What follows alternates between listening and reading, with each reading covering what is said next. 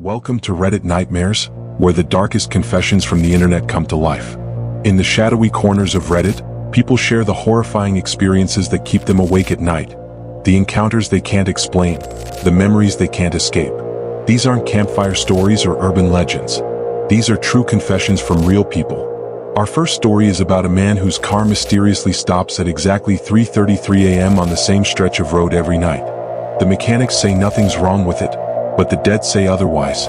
Turn up your volume, lock your doors, and remember, not all nightmares end when you wake up. The first time it happened, I thought it was just bad luck.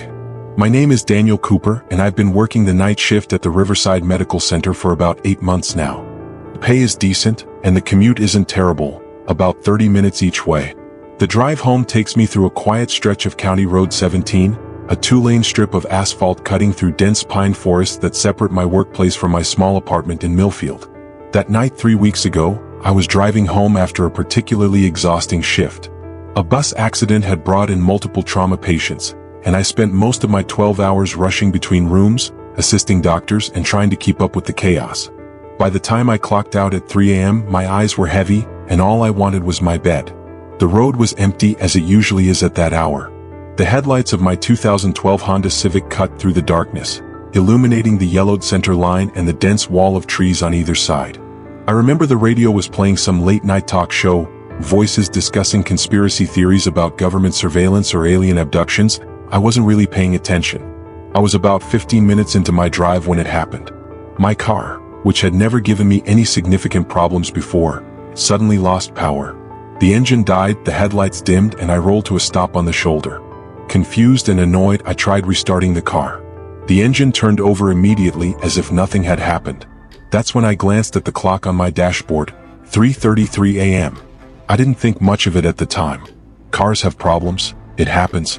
I made it home without further incident, fell into bed, and slept like the dead until my alarm went off that afternoon. The next night was my day off, so I stayed home binge-watching shows and catching up on laundry. When I returned to work the following evening, I'd almost forgotten about the car trouble. Almost. But as I drove home that morning, a strange feeling of unease settled over me as I approached that same stretch of road. My hands gripped the steering wheel tighter, and I found myself watching the clock. 3:29 a.m. 3:30 a.m. 3:31 a.m. I pressed down on the accelerator, irrationally hoping I could somehow outrun whatever had happened before. The engine hummed louder as the speedometer crept up to 65, then 70 miles per hour, 3:32 a.m. And then, as if on cue at exactly 3:33 a.m., my car went dead again. Same spot, same time, down to the minute. This time I wasn't just annoyed, I was unnerved. I tried starting the car again, and again it fired up without hesitation.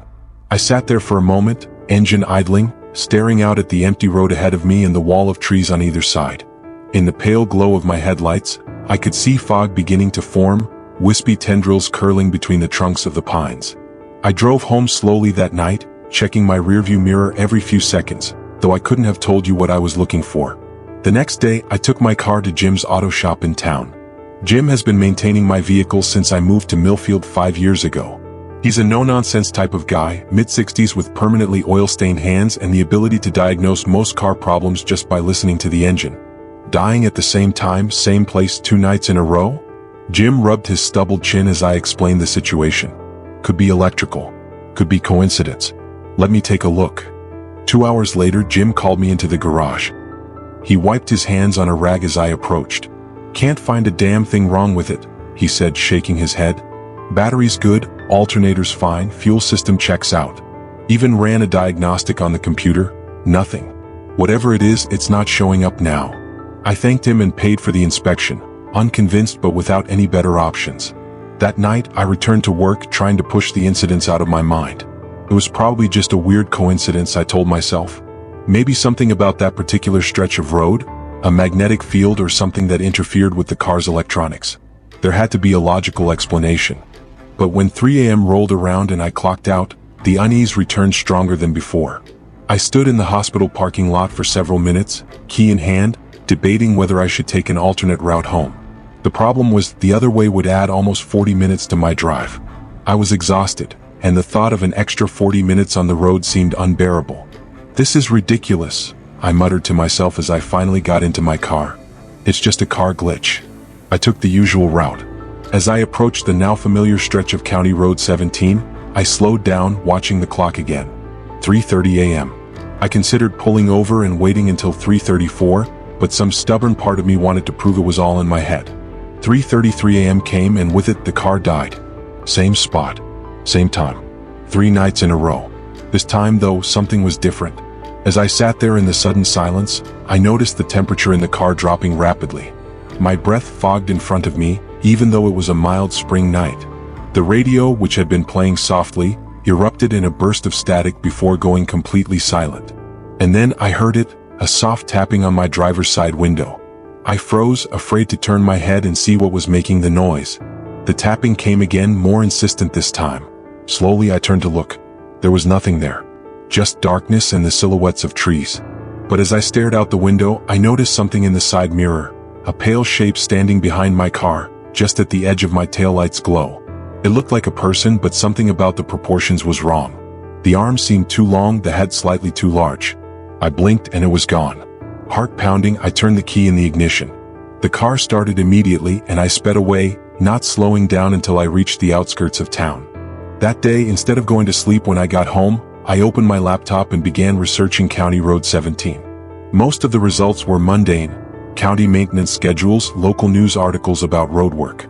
But buried on page 4 of the search results, I found a blog post from a local history enthusiast about accidents in the area. According to the post, there had been an unusual number of single-car accidents on that stretch of road over the past 50 years.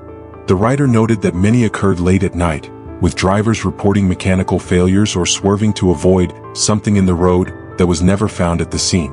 One accident in particular caught my attention.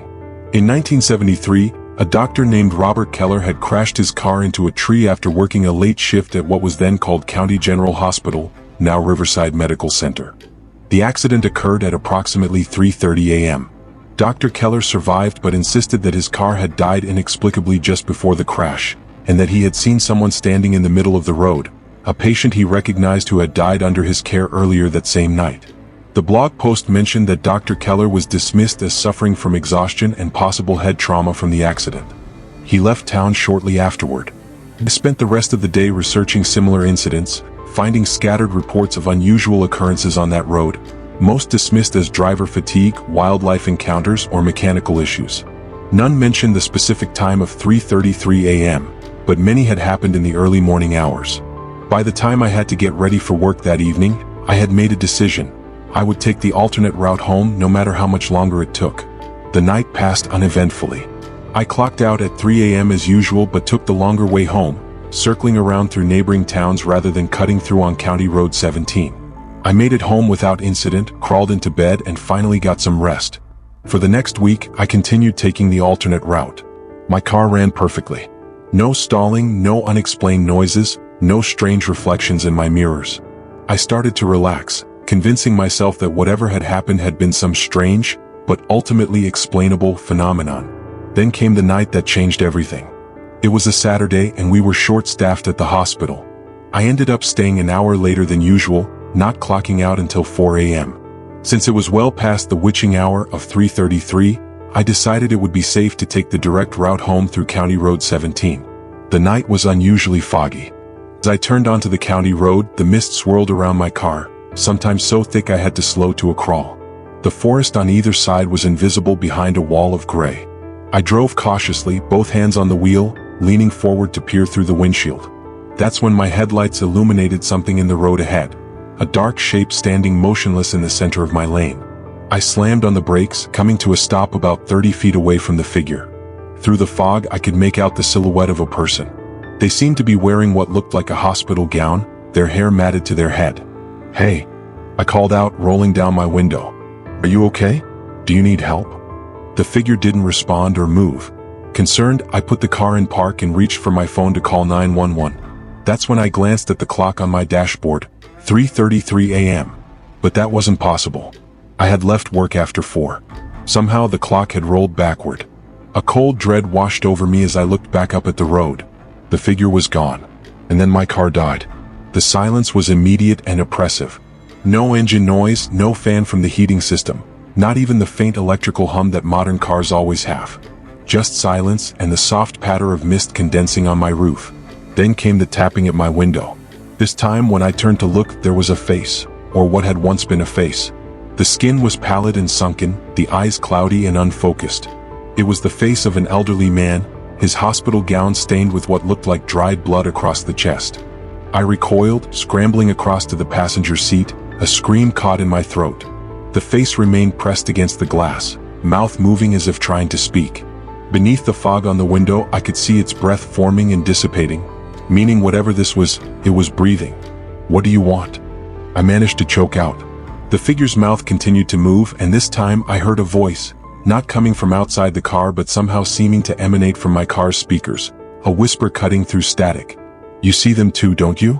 The ones that shouldn't have died. The ones we failed." My mind raced back to my shifts at the hospital. There had been patients we couldn't save, of course. It was the nature of the job. Just last week, an elderly man had coded during my shift. We had tried everything, but he didn't make it. His time of death had been called at 3:33 a.m. The realization hit me like a physical blow. I looked back at the window, but the face was gone. Instead, through the fog, I saw multiple shapes emerging from the forest on both sides of the road, shambling, limping figures in hospital gowns, some dragging 4 poles, others with surgical dressings hanging loose from their bodies. In a panic, I tried the ignition again. The engine roared to life, and I slammed the car into drive, accelerating away from the gathering figures. In my rearview mirror, I could see them converging on the spot where I had been, their forms disappearing into the mist. I didn't take the alternate route home that night. I drove straight to the all-night diner on the edge of town and sat there until sunrise, drinking cup after cup of coffee with shaking hands. The next day I called in sick to work. I spent hours researching the history of County Road 17 and Riverside Medical Center. What I found disturbed me deeply. The road had been built in the 1960s, cutting through what had once been the property of the original county hospital. According to old maps, the exact stretch of road where my car kept dying had once been the location of the hospital's morgue before the facility was relocated and expanded into what is now Riverside. Further digging revealed a disturbing pattern. Over the decades, numerous healthcare workers who regularly traveled that road after late shifts had reported strange experiences. Mechanical failures, unusual fog, glimpses of figures that shouldn't be there. Many had dismissed these as hallucinations brought on by exhaustion after long hospital shifts. But I knew better now. That night, despite everything in me screaming not to, I decided I needed to face whatever was happening on that road. I drove to the spot just before 3:30 a.m. and pulled over to the shoulder. Then I waited. 3:31 a.m. Nothing. 3:32 a.m. The temperature in the car began to drop. 3:33 a.m. My car died and the fog rolled in. This time I didn't stay in the vehicle. I got out, keys clutched in my hand like a weapon, and stood in the headlights of my dead car. "I know you're here," I called out to the fog-shrouded forest. "I know what this place used to be. What do you want from me?" At first there was only silence. Then gradually I became aware of sounds coming from the woods, shuffling footsteps, labored breathing, the faint clinking of metal like 4 poles being dragged across asphalt. They emerged slowly, the same procession of patients I had glimpsed the night before. At their lead was the elderly man, his hospital gown still stained with blood. As they approached, I noticed details I had missed before. ID bracelets on their wrists, hospital admission tags. Some had faces I recognized from my shifts, patients who had died under our care. The elderly man stopped a few feet away from me, his cloudy eyes fixing on mine with unexpected clarity. "You tried," he said, his voice raspy but distinct. "Not like the others. Not like him." "Him?" I asked, trying to keep my voice steady. "The doctor who left us to die. The one who drove this road every night, just like you." A chill ran through me as I remembered the story of Dr. Keller from 1973. "Each night at this hour we return," the man continued. "The veil between worlds is thinnest then. We've been waiting for someone who can see us, someone who might help." "Help with what?" I asked. "Justice," came the reply, not just from him but whispered from the dozens of figures now surrounding us in a loose circle. "Recognition. Peace." That night, I learned the truth, about Dr. Keller, about the patients who had died under suspicious circumstances, about records falsified and investigations buried. These weren't just any patients who had died at the hospital. They were victims whose deaths had been covered up. Dr. Keller had been cutting corners, falsifying treatment records, sometimes neglecting patients entirely during his night shifts. When patients died, he altered their charts to hide his negligence. The elderly man before me had been one of his last victims before the accident that drove him from town. The doctor had never been held accountable for the lives he'd carelessly lost. Their spirits had been trapped here at the site of the old morgue where their bodies had been taken, unable to move on without acknowledgement of the wrongs done to them. I spent hours standing there in the fog, listening to their stories, learning names and dates and details that had been lost to time. When the first light of dawn began to break through the trees, they started to fade. "We'll be here," the elderly man said as he and the others retreated toward the forest. "Every night at 3:33, until someone remembers us." As they disappeared, my car's engine suddenly sputtered back to life on its own, the headlights brightening in the fading mist. I've spent the past week digging through old hospital archives, county records, and newspaper articles from the 1970s. I've found evidence corroborating much of what the spirits told me: unexplained spikes in the mortality rate during Dr. Keller's shifts, hastily closed investigations, and eventually, his quiet departure from the hospital and the town. Dr. Keller is still alive, as it turns out. Now in his 80s, he's living in a retirement community 2 states away, his past buried and forgotten. Except by those who can't forget. Tonight, I'll drive that road again at 3:33 a.m. I'll bring the evidence I've gathered, the records that prove what really happened. Perhaps by acknowledging the truth of their deaths, I can help these restless spirits find peace. If you've ever driven a haunted road late at night, if your car has ever failed in the same spot for no apparent reason, if you've ever glimpsed something in your headlights that shouldn't be there, know that you might be experiencing more than just car trouble or tired eyes. Some roads hold memories. Some deaths demand justice. And sometimes at 3:33 a.m., the dead find ways to make the living listen. Click subscribe if you've ever experienced something unexplainable on a lonely road at night. Comment below if you know of a stretch of highway with a dark history of its own. Dead are listening, and so am I. After all, I'll be driving that road again tonight. The second story is about a strange encounter that changed 2 lives forever. Click subscribe if you want more terrifying true stories, and comment if you've ever experienced something unexplainable in the woods. The headlights carved a narrow path through the darkness as Sean and Melissa drove along the winding forest road. It was just past midnight, and they were eager to reach their cabin after the 5-hour journey from the city. The trees pressed in from both sides, their branches reaching over the road like gnarled fingers. "I think we should have arrived by now," Melissa said, checking the GPS on her phone. The blue dot pulsed slowly in a sea of green. "Signal's weak out here." Sean tightened his grip on the steering wheel. "The rental company said it was remote, but this is ridiculous. We haven't seen another car for at least 40 minutes. The headlights illuminated a wooden sign partially obscured by vegetation. "Pinewood Lake, 5 miles. Sean felt a surge of relief. "Almost there," he said, offering Melissa a tired smile. She returned it half-heartedly, fatigue evident in her eyes. This weekend getaway was supposed to be their chance to reconnect, to find the spark that had been dimming in their 5-year marriage. Sean had booked the secluded cabin as a surprise, hoping the isolation would force them to focus on each other rather than their demanding careers and the growing distance between them.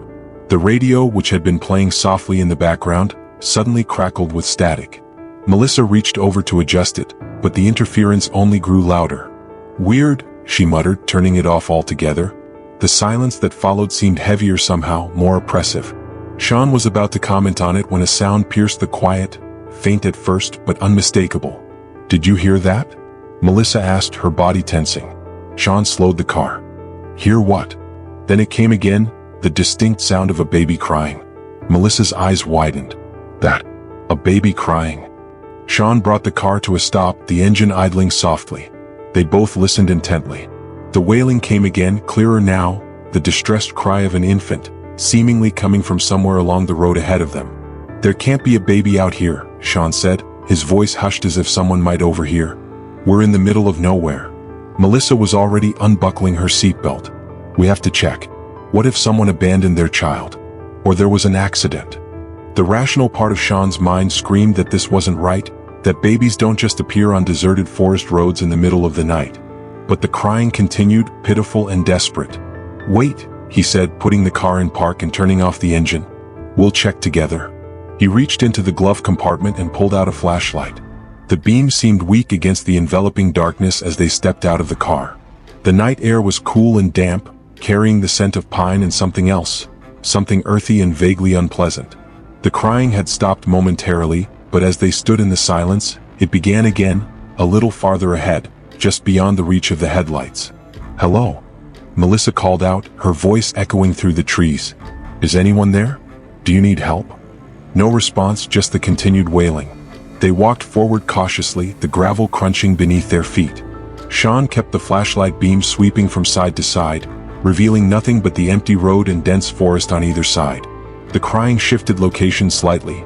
Now it seemed to be coming from just off the road to their right. "It's in the woods," Melissa whispered, already moving toward the tree line. Sean grabbed her arm. "Melissa, wait. This doesn't feel right." She pulled away from him. "There's a baby out there, Sean. We can't just leave it." Before he could protest further, she was pushing through the underbrush, guided by the sound of the infant's cries. Cursing under his breath, Sean followed, the flashlight beam bouncing erratically as he tried to keep up. The forest floor was soft with decaying leaves and pine needles, dampening their footsteps. The crying grew louder as they ventured deeper, but it still seemed to be coming from just beyond their reach, drawing them further in. "Hello?" Melissa called again, her voice tinged with growing concern. "We're here to help." Sean caught up to her, breathing heavily. "Melissa, this is crazy. We should go back and call for help." She turned to him, her face ghostly in the flashlight's glow. "With what phone signal? By the time we reach somewhere with reception, it could be too late." The crying had stopped again, leaving them in eerie silence. Then it resumed, now seemingly from a different direction, behind them. "What the hell?" Sean muttered, swinging the flashlight around. The beam caught something, a flash of movement between the trees. "There!" Melissa exclaimed, already changing course. They pushed through a dense thicket, branches scratching at their faces and arms. The crying led them to a small clearing, and there, in the center, was a bundle of what looked like cloth. Melissa rushed forward while Sean held the flashlight steady, illuminating the scene. She knelt beside the bundle, hands trembling as she reached to uncover what they both assumed was an abandoned infant. But there was no baby. The bundle was just an old blanket, filthy and rotting, sprawled on the forest floor. "I don't understand," Melissa said, looking up at Sean with confusion. "I was sure."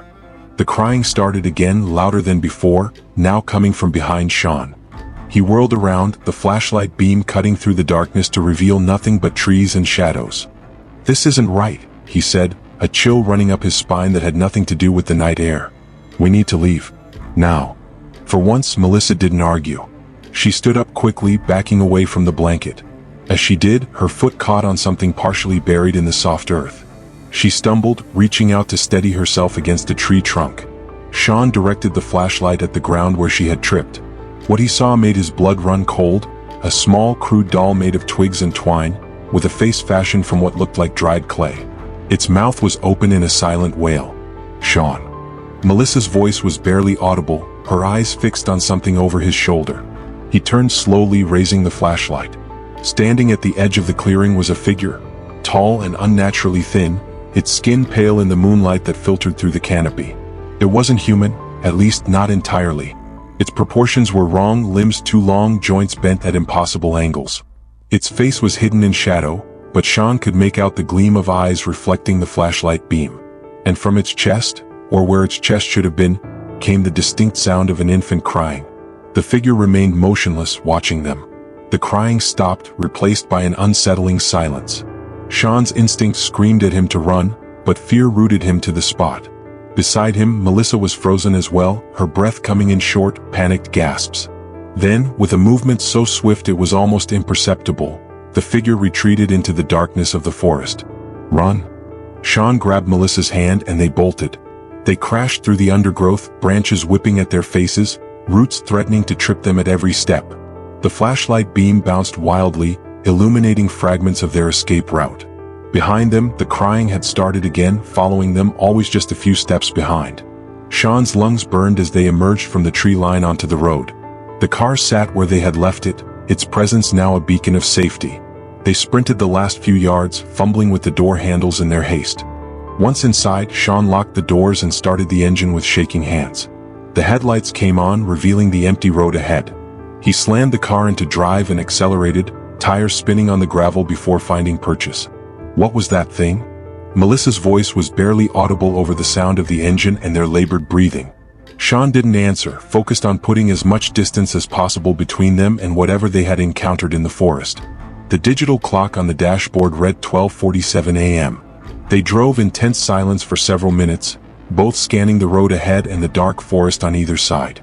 The crying had faded as they fled, but Sean couldn't shake the feeling that they were still being watched, followed. "Do you think it's gone?" Melissa finally asked, her voice steadier now. Sean was about to respond when something darted across the road, a pale, elongated figure moving with unnatural speed. He slammed on the brakes, the car skidding on the gravel. Melissa screamed as the figure disappeared into the trees on the opposite side. "It's toying with us," Sean muttered, accelerating again. The GPS on Melissa's phone remained useless, the signal too weak to provide any guidance. They were lost in unfamiliar territory, pursued by something neither of them could explain. "We need to find the main road," Melissa said, trying to keep her voice calm. "Or any sign of civilization." Sean nodded grimly, pressing harder on the accelerator. The narrow road twisted through the forest, each bend revealing only more darkness. The cabin they had been so eager to reach now seemed like a distant dream. The radio suddenly came to life again, emitting the same static as before, but now interspersed with what sounded like a child's laughter. Melissa reached over and yanked the power button, but the sound continued. "This isn't happening," she whispered, her face pale in the glow of the dashboard lights. The laughter faded, replaced once more by the sound of crying, but this time it was coming from inside the car. They both froze, eyes darting around the vehicle's interior. There was nothing visible, no source for the sound that now filled the confined space. Yet the crying continued, as real and present as if an infant sat in the back seat. Sean's knuckles were white on the steering wheel. "Don't look back," he warned as Melissa began to turn toward the rear of the car. But she couldn't help herself. Slowly, she twisted in her seat, eyes wide with terror as she peered into the darkness behind them. Her scream was instantaneous and primal.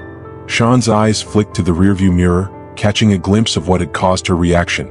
A face pressed against the back window, its features distorted and inhuman, mouth open in a silent mimicry of a baby's cry. The road curved sharply ahead, and Sean nearly lost control of the car as he navigated the bend at high speed. When he looked in the mirror again, the face was gone, but the crying continued, now punctuated by that same childlike laughter. "It's not real," Melissa was saying over and over, her hands pressed against her ears. "It can't be real." But they both knew it was. Whatever was happening defied explanation, but the danger was undeniably real. The forest seemed to press in closer, the trees forming a tunnel of darkness around the narrow ribbon of road. Sean's eyes strained to see ahead, the headlights seemingly dimmer than before.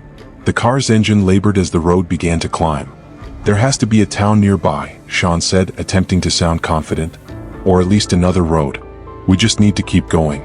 Melissa nodded mechanically, her gaze fixed on the road ahead, refusing to look anywhere else. The crying had stopped again, the silence somehow more terrifying than the sound had been. They crested a hill, and Sean felt a surge of hope as the headlights revealed a wooden structure ahead, an old bridge spanning a ravine. Beyond it, the road continued, winding its way through the forest. "Maybe that's the way to the lake," he said, slowing slightly as they approached the bridge.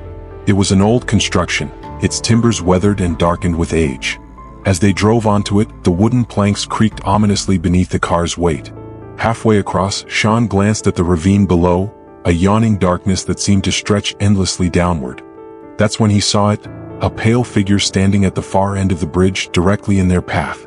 Sean slammed on the brakes, the car skidding on the wooden surface. They came to a stop just yards from the figure, the headlights illuminating it fully for the first time. It stood at least 7 feet tall, its body impossibly thin and jointed in ways that defied human anatomy. Its skin was a sickly, pallid white, stretched taut over an emaciated frame. Its face was the most disturbing feature. Almost human but not quite, with eyes too large and a mouth that split its face in a grotesque parody of a smile.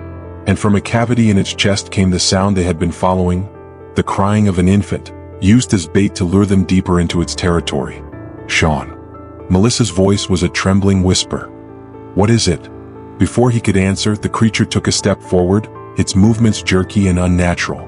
Then another step. It was approaching the car. Sean threw the vehicle into reverse, but the engine sputtered and died. He turned the key frantically, but the car remained silent. Come on," he urged as the creature continued its slow advance. The engine finally roared to life just as the creature reached the hood of the car. Long, skeletal fingers reached toward the windshield, leaving smeared prints on the glass. Its face lowered to peer at them, those oversized eyes reflecting the dashboard lights. Sean floored the accelerator, the car lurching backward.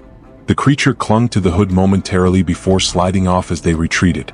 Sean spun the wheel, executing a clumsy three-point turn on the narrow bridge, the tires coming dangerously close to the edge of the ravine. Once the car was facing the direction they had come from, Sean accelerated, the tires spinning before finding purchase on the wooden planks. They shot forward, heading back the way they had come, away from the creature and the bridge. "It was trying to trap us," Sean said, breathing heavily, "leading us somewhere isolated." Melissa nodded, her face streaked with tears. "What was that thing?" It wasn't human." Sean had no answer. He focused on driving, retracing their route through the forest, hoping to find the main road they had turned off from hours earlier.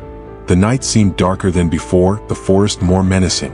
The crying had stopped, but now they heard something else, a rhythmic thumping coming from the roof of the car. "Don't stop," Melissa said, her voice surprisingly steady. "Whatever happens, don't stop." The thumping continued, growing louder, more insistent. Then came the scratching, long, deliberate strokes across the metal roof, like claws dragging slowly over the surface. Sean pressed harder on the accelerator, the car's speed climbing as they raced along the winding road. The scratching moved from the roof to the sides of the car, the sound of nails on metal sending shivers down their spines. Then the crying started again, not from behind them or above them, but from the car's speakers. The radio was still off, but the sound emerged clearly, filling the vehicle's interior. And with the crying came words, distorted and inhuman but recognizable. "Stop running." Melissa covered her mouth to stifle a scream. Sean's hands tightened on the wheel, his knuckles white with strain. "Don't listen to it," he said through gritted teeth. "It's trying to get in our heads." The road ahead forked unexpectedly. Sean had no memory of this intersection from their journey in, but he had to make a split-second decision. He veered left, hoping it would lead them back to civilization. The new road was narrower, less maintained. The car bounced and jolted over potholes and exposed roots. The scratching and thumping had stopped, but the voice continued, growing clearer.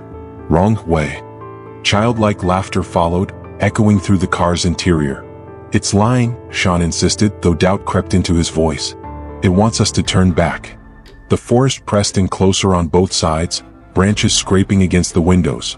The headlights seemed to penetrate less and less of the darkness ahead. Then, without warning, the road ended in a small clearing, a dead end. Sean slammed on the brakes, the car sliding on the loose gravel before coming to a stop just short of the tree line. "No," Melissa whispered, despair evident in her voice. "We're trapped." Sean put the car in reverse, ready to backtrack to the fork in the road, when the headlights flickered and died. The engine followed suit, sputtering once before falling silent. The only sound was their ragged breathing and, faintly, the crying that had led them into this nightmare. Outside the car, shadows moved in the darkness. Not one creature, but many, tall, elongated figures circling the clearing, their pale forms barely visible in the moonlight filtering through the canopy. "They're all around us," Melissa said, her voice a trembling whisper. Sean tried the ignition again, but the car remained dead. He reached for his phone, but there was still no signal. They were cut off, surrounded, with no means of escape or calling for help. One of the creatures approached the car, moving with that same jerky, unnatural gait. It stopped a few feet away, its gaunt face visible through the windshield. The crying emanated from the hole in its chest, a cavity where vital organs should have been, empty except for what looked like a crude approximation of a human infant, fashioned from the same materials as the doll they had found in the forest. More creatures emerged from the trees, forming a circle around the car. Some were smaller, hunched over, while others towered over the vehicle. All had the same pallid skin, the same wrong proportions, the same hungry gaze. "What do they want?" Melissa's voice was barely audible. As if in answer, the creature nearest to them raised a skeletal hand and pointed directly at Melissa's midsection. It took Sean a moment to understand the gesture, but Melissa realized immediately, her hands moving protectively to her stomach. "No," she breathed, eyes wide with terror. "How could they know? We only found out last week." The truth dawned on Sean with horrifying clarity. Melissa was pregnant, only 6 weeks along, their secret joy in the midst of their marital troubles. Somehow these creatures knew, and they wanted the child. The realization brought with it a surge of protective rage. Sean reached under his seat, feeling for the tire iron he had noticed while loading their luggage earlier. His fingers closed around the cold metal and he drew it out slowly. "When I say run," he whispered to Melissa. "You head straight back down the road. Don't look back, don't stop. Just run." Melissa shook her head. "I'm not leaving you. You have to." His voice was firm. "For the baby." Something in his tone convinced her. She nodded reluctantly, her hand finding his briefly, squeezing tight.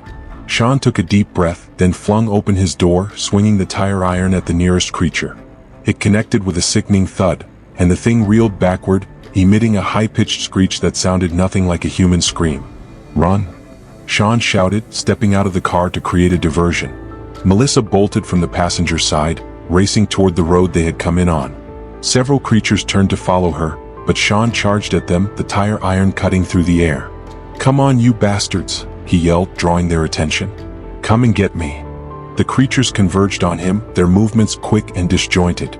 Sean swung the tire iron wildly, connecting with pallid flesh and brittle bone. But there were too many. Long fingers grasped at his clothes, his hair pulling him down. The tire iron was wrenched from his grip, clattering to the ground. As he struggled, Sean caught sight of Melissa reaching the road, disappearing into the darkness. Relief flooded through him, even as cold hands closed around his throat.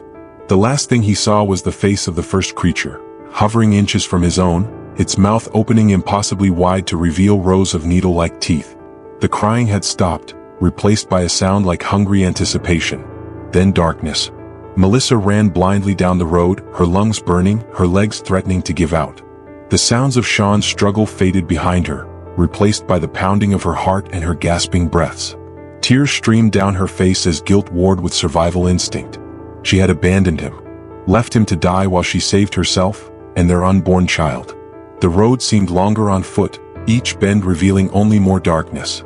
She had no idea if she was heading in the right direction, if there even was a right direction. All she knew was that she needed to keep moving to get as far away from those creatures as possible. A stitch developed in her side, forcing her to slow to a jog, then a walk.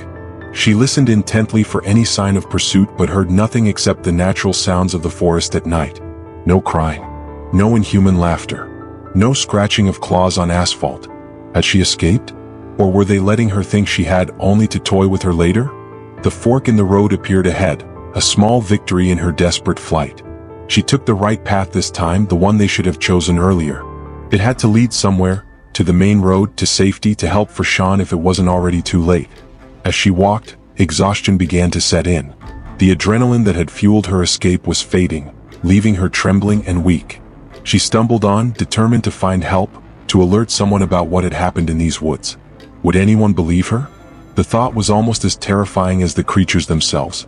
What if she reached civilization only to be dismissed as hysterical or delusional? What if they sent her back into these woods to show them what she had seen? The road began to slope downward, and Melissa felt a surge of hope as she spotted lights in the distance, warm, yellow lights that could only be human habitation. She quickened her pace, ignoring the protests of her tired muscles. As she drew closer, the lights resolved into the windows of a small gas station set back from the road. An old neon sign flickered above it, Pine Hills Gas and Market, open 24 hours. Never had such a mundane sight seemed so miraculous. Melissa stumbled into the parking lot, her legs finally giving out as she reached the door. She collapsed against it, the bell jingling merrily as she fell into the fluorescent-lit interior. An elderly man looked up from behind the counter, his eyes widening at the sight of her, disheveled, scratched, wild-eyed with terror. "Good Lord, miss, what happened to you?" Melissa opened her mouth to explain, but no words came. How could she possibly describe what she had witnessed? What would happen when she told him that creatures from Nightmare had taken her husband and were hunting her for the child she carried? Instead, she managed just 2 words before darkness claimed her. "Help me." Click subscribe if you want more terrifying true stories like this one, and comment if you've ever experienced something unexplainable in the woods. Remember to share this video with someone who loves a good scare.